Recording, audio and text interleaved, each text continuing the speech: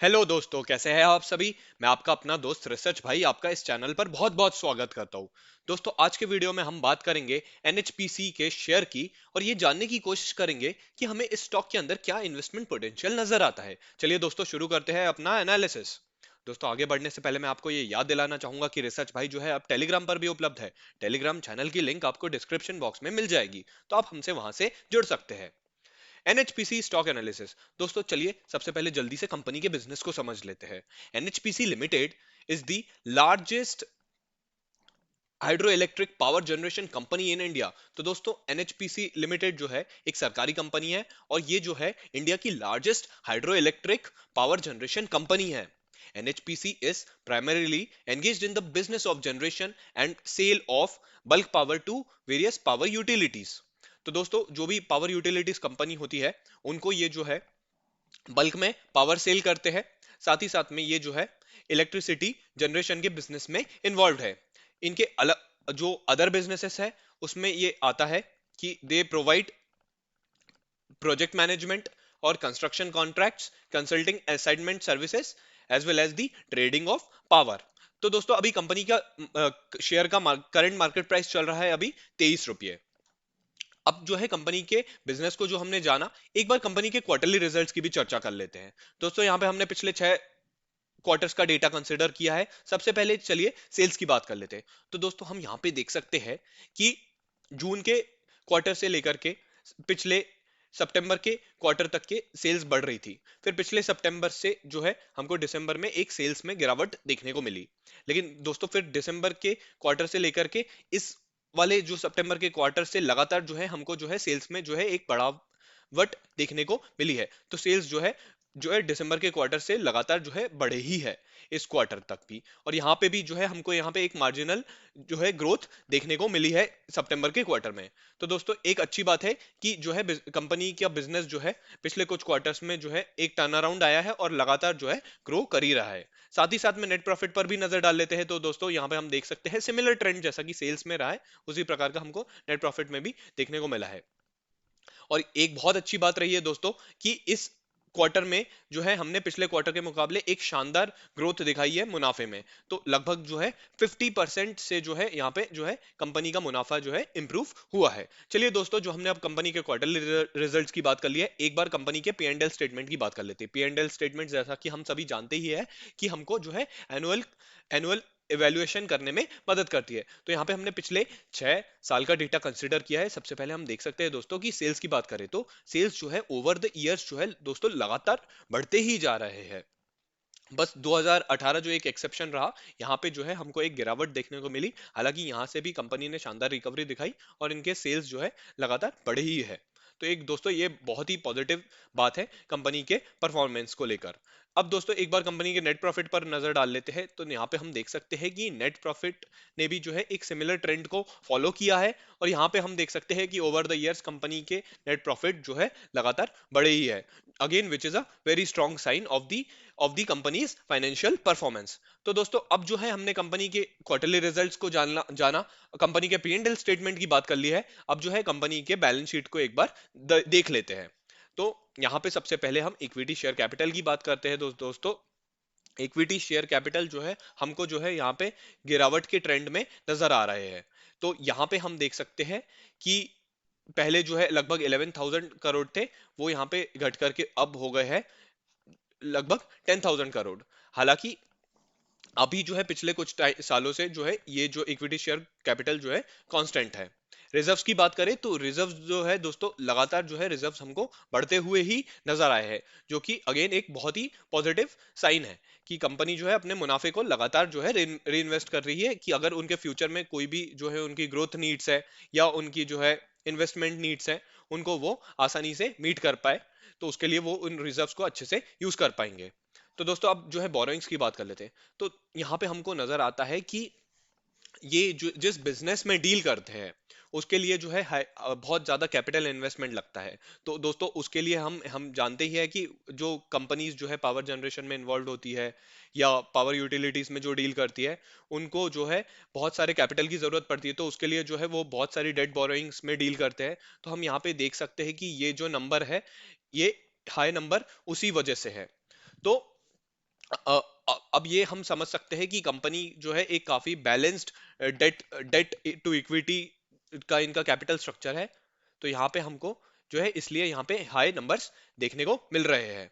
साथ ही साथ में अगर इन्वेस्टमेंट्स की बात करें तो दोस्तों कंपनी ने जो है साल दर साल अपने इन्वेस्टमेंट्स को बढ़ाया ही है, जो कि अगेन एक और पॉजिटिव बात है। तो यहाँ पे अगर हम ओवरऑल बैलेंस शीट का एनालिसिस किया है तो हमको यही चीज समझ में आती है कि हमको बैलेंस शीट जो है काफी अच्छी नजर आती है। और हम उम्मीद करते हैं कि कंपनी जो है अपने बोरोइंग्स को आने वाले साल में रिड्यूस भी करेगी, साथ ही साथ में अपने बैलेंस शीट को और इंप्रूव करेगी। तो दोस्तों ये जो हमने कंपनी के क्वार्टरली रिजल्ट्स को समझा, कंपनी के बैलेंस शीट्स को जाना और कंपनी के फाइनेंशियल स्टेटमेंट्स को एनालाइज कर लिया है, अब जो है कंपनी के चार्ट को पढ़ लेते हैं।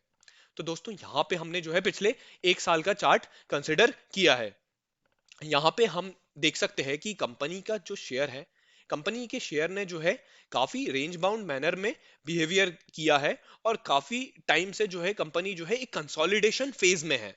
यहाँ पे हम देख सकते हैं कि कंपनी का शेयर जो जनवरी के महीने में लगभग 27 रुपये के आसपास ट्रेड कर रहा था, वो फिर जो है जब कोरोना के कारण लॉकडाउन लगा, पैंडेमिक आया, तो यहाँ पे हमको कंपनी के शेयर में एक डाउनवर्ड ट्रेंड देखने को मिला।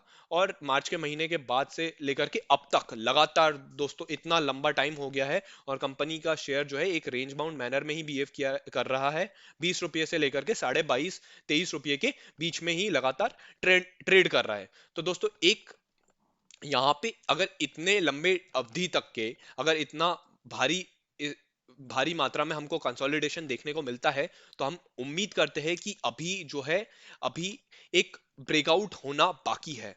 और ये एक ब्रेकआउट हो सकता है दोस्तों, काफी टर्बुलेंट ब्रेकआउट हो सकता है यहाँ से। तो हम उम्मीद करते हैं कि आने वाले क्वार्टरली रिजल्ट्स जो है जो कि बेटर हो सकते हैं।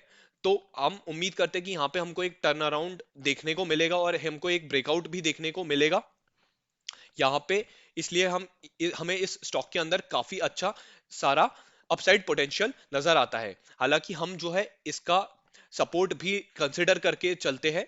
तो हमको यहाँ पे around the level of 20 to 20.5 जो है हमको यहाँ पे एक स्ट्रॉन्ग सपोर्ट लेवल देखने को मिलता है। तो चलिए दोस्तों, अब जो हमने कंपनी के चार्ट को भी एनालाइज कर लिया है, अब वीडियो के सबसे अहम हिस्से की बात कर लेते हैं, यानी कि ओवरटेक, यानी कि दोस्तों शुड यू इन्वेस्ट। तो दोस्तों यानी कि हमको इस स्टॉक के अंदर क्या इन्वेस्टमेंट पोटेंशियल नजर आता है। NHPC is the mid cap company with the market cap of ₹23,254 crore. तो दोस्तों कंपनी जो है एक मिड कैप कंपनी है जिसका मार्केट कैपिटलाइजेशन है लगभग 23,000 करोड़ का। अब company has been maintaining a healthy dividend pay out of लगभग 55%। तो दोस्तों कंपनी जो है डिविडेंड पॉइंट ऑफ व्यू से भी एक बहुत ही अट्रैक्टिव ऑप्शन नजर आता है। कंपनी का डिविडेंड पे आउट है लगभग 55% का, यानी कि दोस्तों कंपनी जो अपने प्रॉफिट और जो भी उनका जो नेट प्रॉफिट है उसका लगभग 55% हिस्सा जो है वो अपने शेयर होल्डर्स और अपने इन्वेस्टर्स को डिविडेंड के रूप में बांटती है। यानी कि दोस्तों एक बहुत अच्छा साइन होता है डिविडेंड भी किसी भी कंपनी की फाइनेंशियल परफॉर्मेंस को एसेस करने का। तो उस पैरामीटर पे जो है कंपनी जो है काफी हेल्दी हमको नजर आती है। Company has regulated business model. तो दोस्तों कंपनी का जो है एक काफी बैलेंस्ड और काफी रेगुलेटेड बिजनेस मॉडल को फॉलो करती है। और रिसेंट टाइम्स में जो है कंपनी ने अपने कैपेसिटी को एक्सपैंड किया है। तो उन्होंने अपने कैपेसिटी को ऐड किया है जिसकी वजह से हमको ये नजर आता है कि फ्यूचर्स में हमको जो है कंपनी के अंदर काफी अच्छी अर्निंग्स विजिबिलिटी नजर आती है। यानी कि हम यहाँ पे कंपनी के अंदर जो कि हम ग्रोथ देखते हैं, तो हम उम्मीद करते हैं कि आने वाले टाइम में जो भी कंपनी ने जो है अपने कैपेसिटी और अपने कैपिटल के अंदर जो है इन्वेस्टमेंट किया है उसका जो है हमको आउटकम जो है कंपनी की अर्निंग्स की ग्रोथ में नजर आएगा। The ever improving operational performance resulting in higher incentive will provide the extra fillip to the earnings। तो दोस्तों एक और चीज रही है कि कंपनी का जो ऑपरेशनल परफॉर्मेंस है वो भी जो है ओवर द टाइम काफी इंप्रूव हुआ है।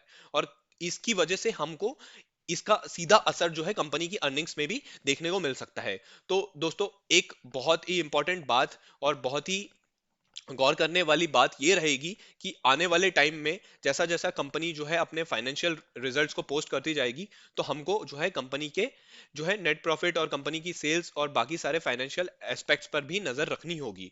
और तभी हम वहां से जो है इसी इसी फैक्ट को जो है पुख्ता कर पाएंगे कि कंपनी जो है क्या वो सारे स्टेप्स जो है उस कदम में उस दिशा में ले रही है जहां पे कि हमको अर्निंग्स विजिबिलिटी नजर आए, और साथ ही साथ में क्या वो ग्रोथ ट्रेजेक्टरी को फॉलो कर रही है। तो हमको जो है कंपनी के आने वाले फ्यूचर रिजल्ट्स पर, फ्यूचर क्वार्टरली रिजल्ट्स और पर फाइनेंशियल परफॉर्मेंस पर नजर रखनी पड़ेगी। जैसा कि दोस्तों हमने इसी क्वार्टर में देखा है कि कंपनी की जो सेल्स है मार्जिनली इंप्रूव हुई है 4% से, साथ ही साथ में कंपनी का जो मुनाफा है लगभग 54% से बढ़ा, यानी कि दोस्तों 54% से इंप्रूव किया है। एक और बहुत अच्छी बात है जो कि हम आशा करते हैं और उम्मीद करते हैं कि आने वाले क्वार्टरली रिजल्ट्स भी काफी अच्छे देगी कंपनी, और यहाँ पे भी जो है कंपनी का नेट प्रॉफिट भी हमको बढ़ता हुआ ही नजर आएगा। कंपनी का करंट मार्केट प्राइस चल रहा है अभी लगभग ₹23। तो दोस्तों यहाँ से हम जो है कंपनी को एक potential medium to long term investment option के रूप में देखते हैं। हम उम्मीद करते हैं कि यहाँ से जो है कंपनी के अंदर अभी भी 23 to 24% का जो है एक अपसाइड पोटेंशियल जो है हमको मीडियम टर्म में नजर आता है। साथ ही साथ जो है 49 to 50% का अपसाइड पोटेंशियल जो है हमको जो है लॉन्ग रन में नजर आता है। तो दोस्तों इसी तरीके से जो है हमने कंपनी के फाइनेंशियल रिजल्ट्स को एनालाइज कर लिया है। साथ ही साथ में दोस्तों अब जो है एक बार डाउनसाइड रिस्क को भी फैक्टर इन कर लेते हैं। जैसा कि हम जानते ही है कि मार्केट में जो है करेक्शन की संभावना लगातार बनी रहती है, तो इसलिए जो है हम कंपनी के शेयर के साथ में 8 से 9% का एक डाउनसाइड रिस्क को भी इंक्लूड करते हुए चलते हैं। तो दोस्तों इस तरीके से आपका दोस्त रिसर्च भाई जो है आपके एनएचपीसी लिमिटेड के स्टॉक एनालिसिस को यहीं कंक्लूड करना चाहेगा। साथ ही साथ में दोस्तों आपसे एक जरूरी बात ये करना चाहेगा कि अगर आप भी इस स्टॉक में कोई भी इन्वेस्टमेंट रिलेटेड पोजीशन लेने का सोचते हैं या कोई भी इन्वेस्टमेंट रिलेटेड फैसला करते हैं, तो दोस्तों आपको अपने फाइनेंशियल एडवाइजर और अपने अपने इन्वेस्टमेंट कंसल्टेंट से सबसे पहले जरूर सलाह लेनी चाहिए, और उसके बाद ही कोई भी इन्वेस्टमेंट रिलेटेड डिसीजन लेने के बारे में सोचना चाहिए। दोस्तों this video is just for the educational purposes. तो दोस्तों इसी के साथ में आपका अपना दोस्त रिसर्च भाई आपसे अब विदा लेना चाहेगा। दोस्तों जाने से पहले मैं आपसे एक और जरूरी बात करना चाहूंगा कि अगर आपको हमारा कंटेंट पसंद आ रहा है और अगर आप चाहते ही है कि हम जो है आपके लिए लगातार जो है ऐसे ही नए नए स्टॉक्स का एनालिसिस लाते रहे, तो आपको जो है एक जरूरी काम करना है, और वो है कि आपको इस चैनल की सब्सक्राइब बटन पर क्लिक करना है, जिससे कि दोस्तों आप जो है हमारी कम्युनिटी का हिस्सा बन जाए, आप हमारी रिसर्च भाई की कम्युनिटी से सीधे तौर पर जुड़ जाएंगे। और अगर आपको फ्यूचर में कोई भी हम वीडियो डालते हैं तो आपको जो है उसका नोटिफिकेशन भी टाइम टू टाइम मिलता रहेगा। तो दोस्तों इसी के साथ में आपका अपना दोस्त रिसर्च भाई आपसे विदा लेना चाहेगा। Thank you for listening and God bless you.